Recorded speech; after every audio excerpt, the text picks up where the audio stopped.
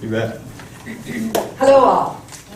My name is Sarah Margaret Gleason Foote, and I was born in Spring Prairie, Wisconsin on July 5th, 1846. And when I was born, Wisconsin was still just a territory.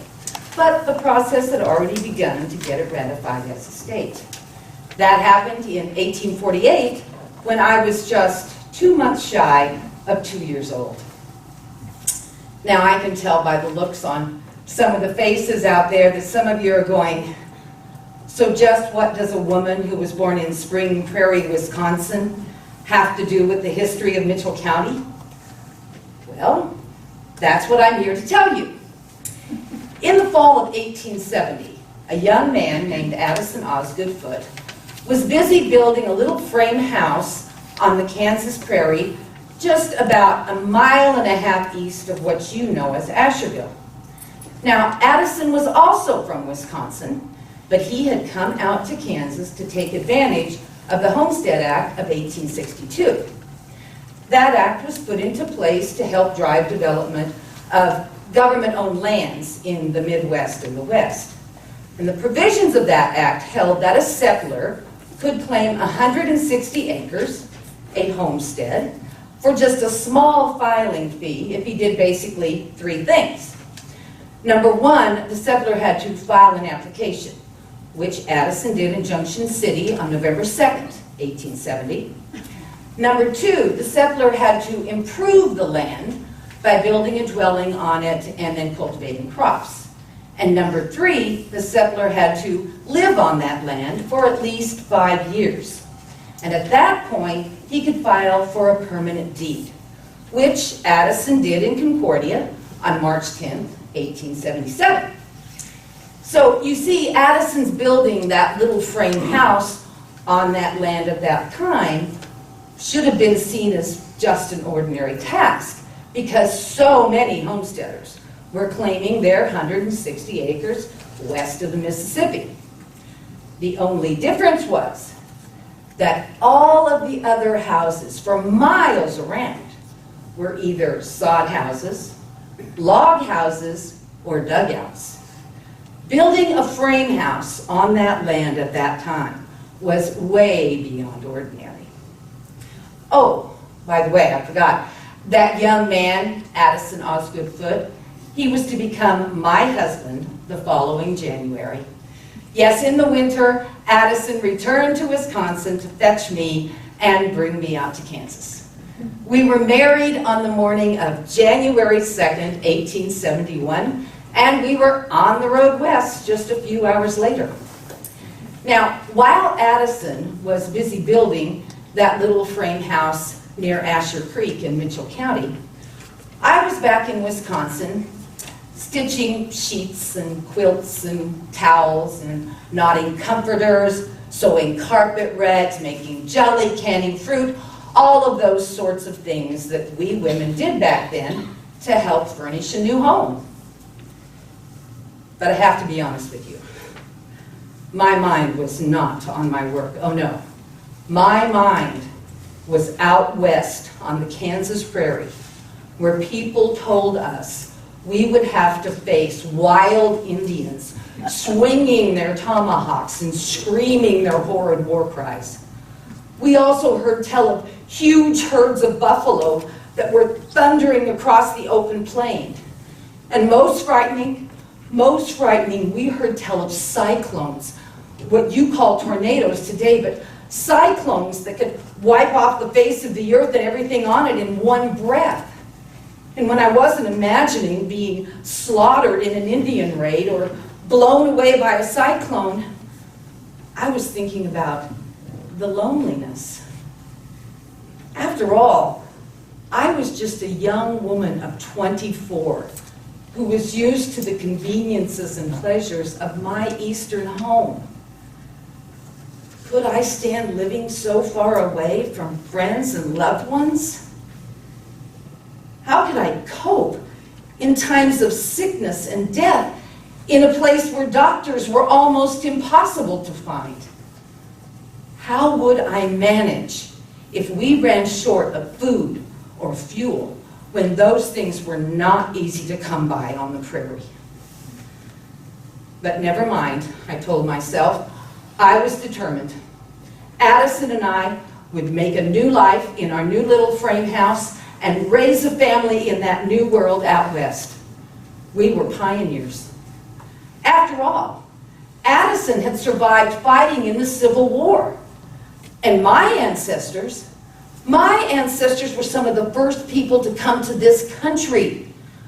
Why, my great-great-great-great-grandfather, Thomas Gleason, was born in England in 1607, but he died in Cambridge, Massachusetts in 1686, which means that at some point in the early to mid-1600s, he came to this country to escape religious persecution. And as he anticipated coming to this new world, I suspect he was having some of the same worried thoughts that I was having. Could he survive the known and unknown dangers? Could he cope living without the amenities he was so used to? Could he stand living so far away from friends and relatives? Well, he did, and so Addison and I would too. So after our wedding on the morning of January 2nd, we grabbed the luggage we could carry and we boarded the train for our great adventure west. Now, between Wisconsin and Solomon City, Kansas, the train made only one stop in Missouri, and there I was able to visit an old friend of mine who I'd gone to school with back in Wisconsin.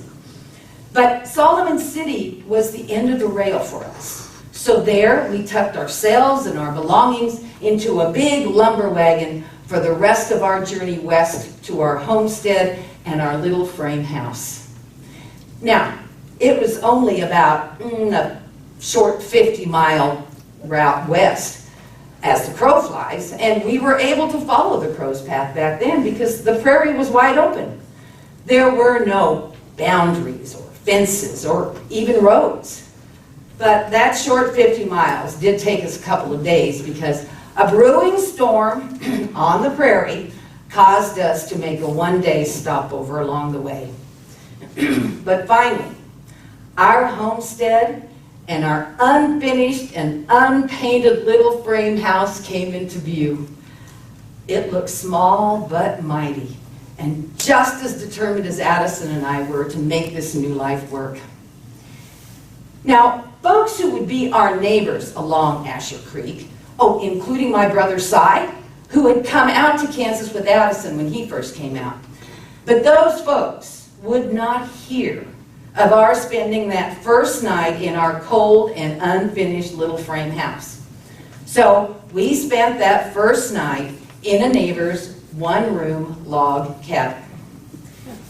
And it was an unforgettable night, especially for newlyweds, because 15 other pioneers in the making, whose homes weren't yet finished, also spent the night in that one-room log house.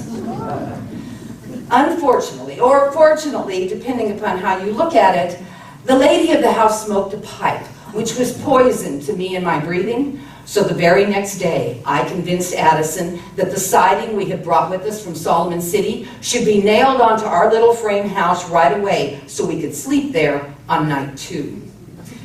Now, the interior walls weren't yet plastered, so I hung blankets and the canvas wagon top along the walls to help keep out some of the cold. Our furnishings at that point were quite simple. We had a little tiny wood-burning cook stove. Of course, there was a tool kit and a workbench.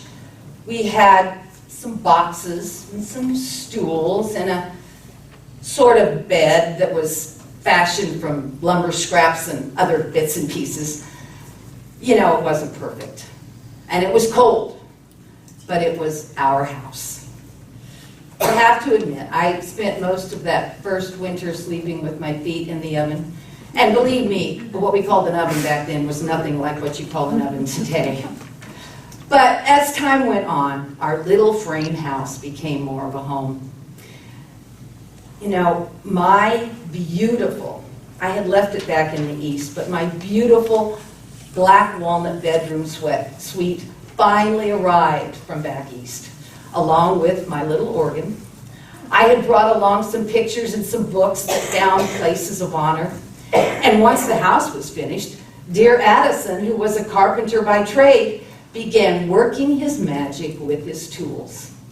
He dragged a huge black walnut log up from West Asher Creek, and using his tools and working his magic, he turned that into the most beautiful black walnut table and some other beautiful pieces of furniture.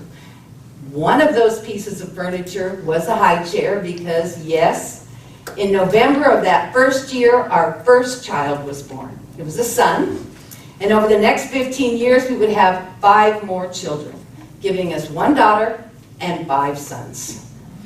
Our last child was born in September of 1886, 15 years and 9 months after we left Wisconsin. Now, I suspect by now some of the more skeptical of you out there are probably thinking something like, so just how well did the young woman of 24 from back east, who was used to the conveniences and pleasures of her fine eastern home, weather the years that turned me into a 40-year-old pioneer mother of 6? Did I long for my old home and my family? Did I resent the hard work that it took raising 6 children on the prairie?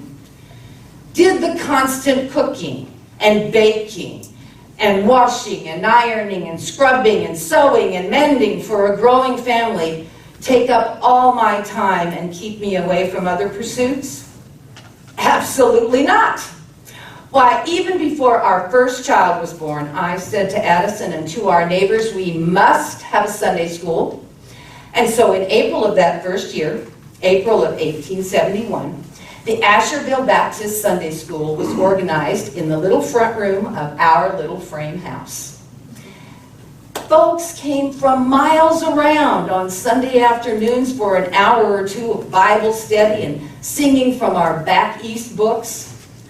Let me tell you, the friendships that were made and cemented on those Sunday afternoons helped all of us get through sickness and death, and the havoc of storms, and the Indians, and cyclones, and crop failures, and anything else the prairie could throw at us.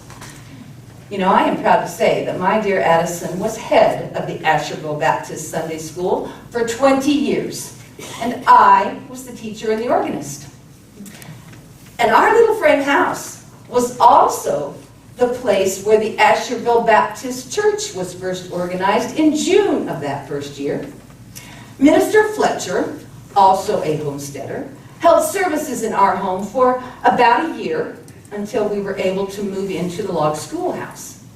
Then, about 10 years later, we were able to move into our very own church building. And I am extremely proud to say that that building was still standing until the mid-1960s when it was finally blown down. Now, in addition to my obvious concern that our children and our neighbors' children be raised in a Christian environment, I was also concerned about the toll that strong drink was taking on the homesteading families of our newly adopted state.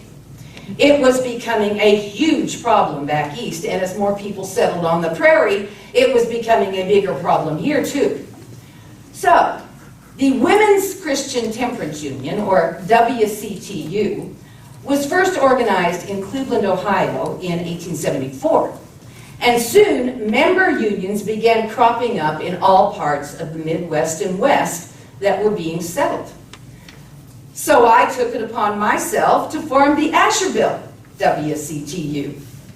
And I was very humbled but honored that later on they named that union after me, the Sarah M. Foote Union.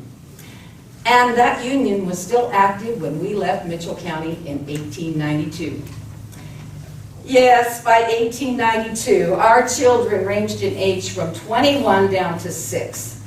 And Addis and I were both bound and determined that our children would get a good education. began exploring options, and we were told that Ottawa had exceptionally good educational facilities. Most importantly, it was the home of the Baptist College. So we were fortunate to get our Mitchell County farm rented out, and in August of 1892, we all moved to Ottawa. We lived there together for 3 years until cancer came along and took my life in 1895. Now, Addison stayed living in Ottawa for 4 more years until 1899 when he moved back to the Mitchell County farm. And then in 1910, he was able to sell that farm to Philip Brown. Philip was to become the husband of our one daughter, Bessie. Addison then lived in the little frame house with Philip and Bessie, and he was able to live out the rest of his life there till he passed away in 1928. But that first home in Mitchell County, Kansas will always remain our favorite. That little gray frame house sitting 1.5 miles east of Asherville. That little frame house with the 2 south windows facing the road that looked like little eyes. The children always said, the windows were the eyes, the porch was the nose, and the limestone steps leading up to the porch made up the chin. But in that house, and together with our nearest neighbors, you know, some whose names some of you out there might recognize. Let me think. There were the Baker brothers, the Borgans, the Darrows, John Parrish, the Pearsons, the Scholes, and the Reeses, and you will meet John Reese here very soon. But in that house and together with those neighbors, we braved everything. The wind, the rain, the heat, the cold, the cyclones, all to make Asherville a very important part of Mitchell County and Kansas history. Thank you.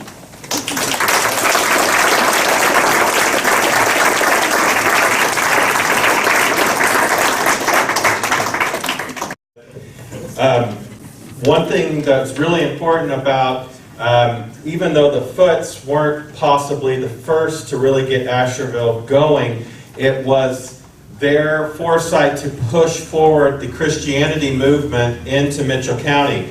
We had a preacher that would come through the Baptist circuit starting in 1869 and preach at a bar in Beloit, and then Willow Springs. And that was the only gathering spot that was available at that time other than the homes.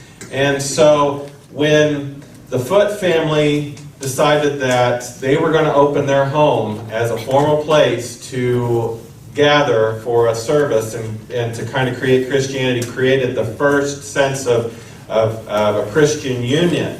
And so that development really pushed the Baptist organization to form in Mitchell County as the first unit in Mitchell County, and then the Baptist church was built here in Beloit shortly after, followed by the Presbyterians.